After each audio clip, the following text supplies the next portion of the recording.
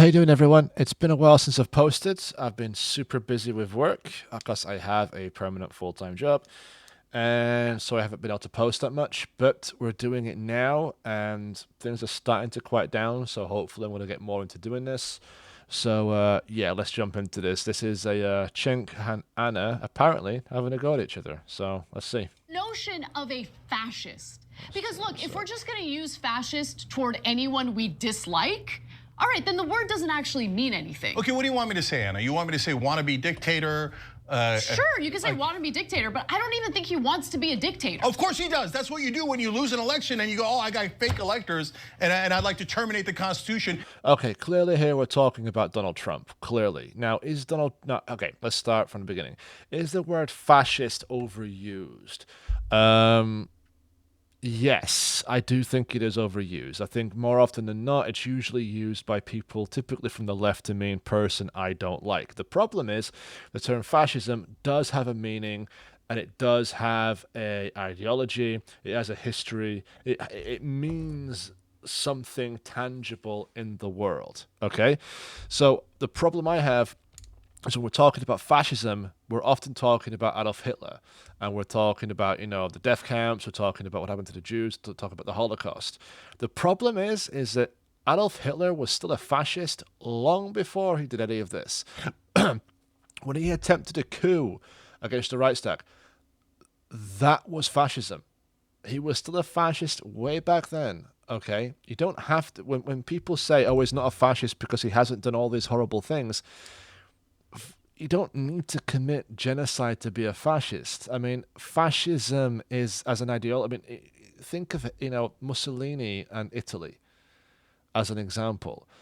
You know, fascism is a lot broader than that. You can be on that path. You can be, whether you know it or not, appealing. You could find an appeal to that ideology without realizing it.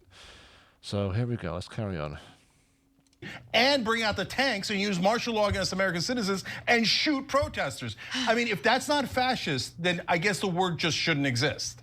But was he able to? Okay, I agree with that in a weird kind of way. I think Cenk is a real good point because it's kind of like what I said before. The word fascist now has so much like emotional baggage where people think of like, oh, I've been called a fascist by a bunch of students because I disagree with them on something. That's the connotation people on the right have now when they think about fascism, as opposed to just, okay, what is authoritarian?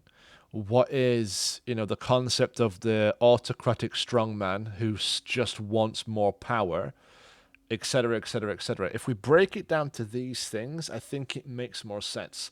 Pointing to examples and saying, do we think this is good in a society? Do we think, for example, that, a political leader who, when they, if you think of Donald Trump 2020, when there was January the 6th, where he did attempt to overthrow an election, does a person like this deserve to be rewarded with a second chance? Yes or no? When a person like this said things like, when there was BLM protests outside the White House, why can't we just go out there and shoot them in the leg? Does a person like this deserve to be rewarded? Those are the kind of questions I think people should be asking. So people sort of go, oh, he's not a fascist, not a fascist, not a fascist. Well, maybe he is and maybe he isn't. But like I've said before, how close do you have to get to actually meeting that definition before, it becomes untenable? You know what I mean? Like, well, he's not quite a fascist because he doesn't want to massively expand the power of the state to do X, Y, and Z. Okay, cool. But let's just say he doesn't want to do that. Does that make everything else good? Like, what are we talking about here? You know? To do those things? Trump's, I guess the word just shouldn't exist.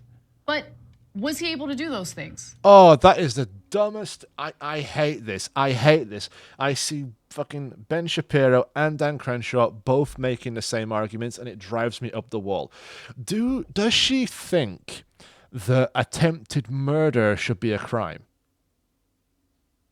Given attempted means you tried to do something but ultimately failed. Should attempted robbery be a crime? Should attempted anything be a crime? If in other words, if my intent is to do something illegal, if my attempt is to do something which is morally not good and illegal, and a genuine attempt to try and maintain power through fraud,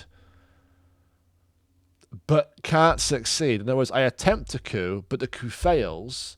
Well, is it just, oh, well, mea culpa, no worries, mate.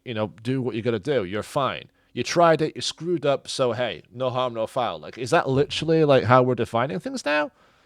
Like, how does this work? I don't get it. I genuinely do not get it. Like, if someone attempted to assault her and failed, they swung, she dodged, they missed, and they ended up getting, hitting their head and going unconscious and blah, blah, blah. Would she be like, hey, no harm, no foul, I'm okay? No. So why is this argument used? I mean, it's moments like this where I pause and I legitimately ask myself the question, are these people like genuine serious people? Like, is Anna serious when she says this? Is Ben Shapiro, who made the exact same argument, is he serious when he says this? Does he actually believe the words coming out of his mouth? I don't know if he does. I mean, I heard Dan Crenshaw say this on a Bill Maher show. It's like, well, all I know is at the end of the day, the transfer of power went through. Yeah, there was an attempt to overthrow it. Should the person who attempted to be rewarded with another term, with another try, with another roll of the dice? If your argument is yes, okay, well, what else does it extend to? I mean, if philosophically your argument is, if you try to do something morally and legally objectionable but fail, then no harm, no foul, what are we talking about here? Where's the boundary? So stupid. No, his rhetoric is awful. Okay, if you don't want to be called fascist, stop saying fascist things. It's not that hard. Okay. Yeah, I agree with that. I really do agree with that. If you're gonna quote fascistic language, you can't be surprised when people call you a fascist. It's like when people sort of say things like, so, hey, are you why do you call Trump a fascist? Because he says fascistic things. I mean, it's not that complicated.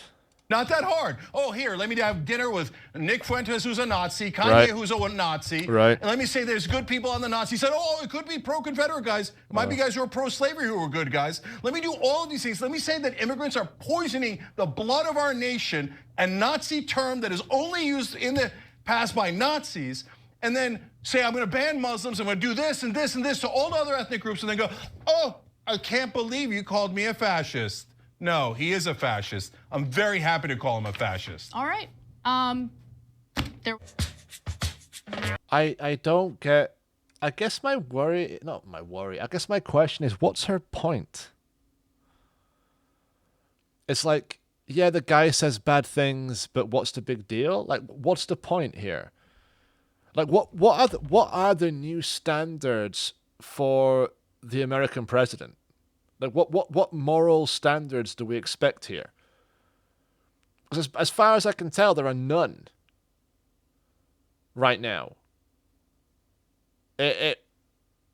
Okay, well, I guess that's where we are. Anyway, tons of this to come.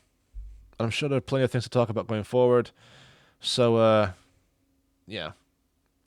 Right, guys, if you're still watching, like, subscribe, and yeah, take care. I'll be doing more videos going forward. Like I said, I've been crazy busy, but we're starting to see some light at the end of the tunnel. Okay, dudes, take care. Bye.